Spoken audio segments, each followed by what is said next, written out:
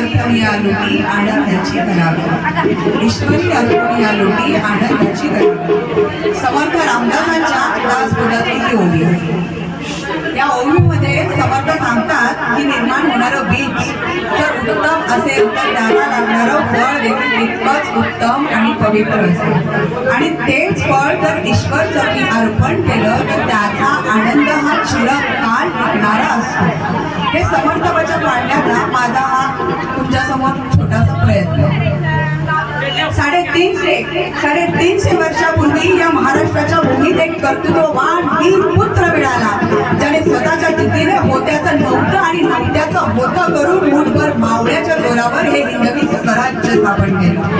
हो, मी बोलते छत्रपती शिवाजी महाराजांनी जिच्या पवित्र कुशीत जन्म घेतला त्या राजमाता माँसाहेब जिजाऊ भोसले यांच्या पवित्र कुशीत हिंदवी स्वराज्याचं स्वप्न स्थापन झालं. अवघ्या 9 वर्षाच्या जिजाऊ सासर जाधवांच्या जिजाऊ भोसल्यांच्या सुनबाई झाल्या. सासर आणि माहेर दोन्ही घराणे कौलाची. ही दोन्ही घराणे तालेवर असताना सुद्धा परकीय सत्तेत होत्या, म्हणून जिजाऊचं मन अगदी खिन्न होत होतं. कित्येक मराठा सैनिक मुघलांच्या कैदेत खितपत पडले होते. कित्येकांच्या कुंकवाचा धनी मारला जात होता. रयतेला कोणी बाली नव्हता. स्त्रियांची अमृत सर्रास कुटली जात होती. हे ऐकून जिजाऊचं मन अगदी सुन्न झालं आणि जिजाऊनी आई भवानी समोर शिवनेरी गडावर टाहो फोडला. अगं, तारणारी तूच आहेस, मारणारी तूच आहेस, यातून बाहेर काढणारी सुद्धा तूच आहेस. आई, स्वराज्य स्थापन करण्याचं सामर्थ्य असणारा पुत्र मला दे. दार उघड आई, दार उघड, दार उघड बये, दार उघड, दार उघड बये, दार उघड बये, दार उघड, दार उघड बये, दार उघड बये, दार उघड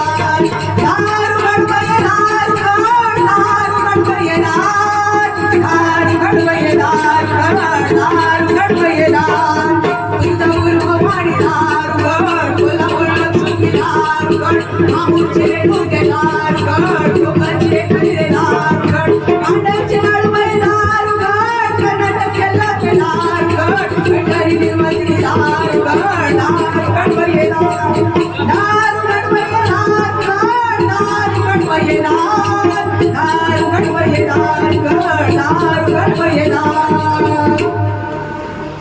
जिजाऊनी दान मागितलं त्या जगदंबेसमोर विश्वाच्या कल्याणाचं. पण आज तुमचं आमचं मागणं ते काय? अगदी स्वतःपुरतं मर्यादित. आज काही दिवसापूर्वीच तुम्हाला एक गंमत एक रील बघितली. त्या रीलमध्ये एक आई मुलाला मांडीवर घेऊन बसली आहे. आजची आई मोबाईल बघण्यात दंग. दुधाच्या हातातली दुधाची बॉटल कधी शेजारी खेळत असलेल्या मांजराच्या तोंडात जाते हे माझ्या आईच्या लक्षात येत नाही. मग ज्या मातीने आपल्याला घडवलं, ज्या मातीने आपल्याला घडवलं, वाढवलं, संस्कार दिले, त्या संस्कार संपन्न मातीचे संस्कार गेले कुठे? आज सर्रास एक चित्र डोळ्यासमोर दिसतं. आई मुलाला शाळेत सोडायला जातानाचं चित्र. आई मुलाला शाळेत सोडायला जाताना एका हातात नाहीतर कानाला मोबाईल, पाठीवर बॅग, गाडी जवळ येऊन हॉर्न देत राहते, पण माझ्या माऊलीचं लक्षच नाही. अशा कशा वाटतं जिजाऊच्या लेखी? अशा जर जिजाऊच्या लेखी असतील तर शिवबा जन्माला येतील, घडतील. त्या जिजाऊने फोडलेला टाहो, जिजाऊने फोडलेली आत साल ऐकून आई भवानीला विश्वाच्या कल्याणाचं दान तिच्या वदरीत टाकावंच लागलं आणि माझ्या माऊलीला दिवस गेले. गडकऱ्याची पत्नी लक्ष्मीबाई विचारती झाली, मास आहे? अशा वेळी कोणाला काही खावं वाटतं, कोणाला काहीतरी प्यावं वाटतं. तुम्हाला कसले डोहाळे लागले? काय डोहाळे पुरवू तुमचे? त्या क्षणी ती 14 मिनिट उभी राहिली. पायापासून डोक्यापर्यंत मुंग्यांच्या रागात संकलत केल्या. डोळे अंगार पेटू लागले आणि मासाहेब म्हणाल्या, लक्ष्मीबाई, आम्हास काही खावं वाटतं ना आम्हास काही प्यावं वाटतं. आम्हास वाटतं तुळजाभवानीची माळ धारण करावी, कपाळी शिवगंध रेखा डावा डोळीवर, मोत्याचा शिरपेट फिरवावा, दांड पट्टा फिरवावा, घोड्यावर मान टोकावी, तलवार हाती घ्यावी आणि ज्या हैवानाने माझ्या आया बहिणींची अब्रू लुटली त्यांचं मस्तक तडा वेगळं करावं आणि कधी स्वराज्य निर्माण व्हावं. हे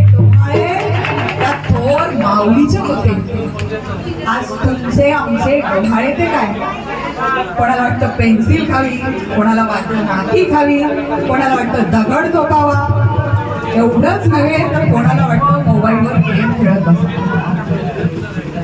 जिजाऊने गर्भातूनच संस्काराचं बीज रोवलं होतं. म्हणूनच समर्थ म्हणतात की शुद्ध विनापोटी फळे रसाळ बनली, ईश्वरी अर्पून या लुटी आनंदाची करावी.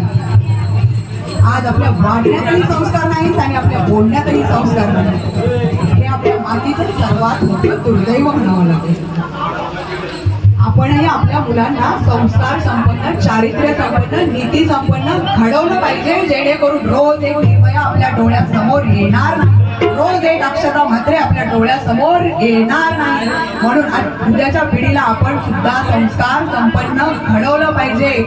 जन्मापासूनच आपल्या बाळाला राजा म्हणणारी राजमाता जिजाऊ या पहिल्या आई होत्या.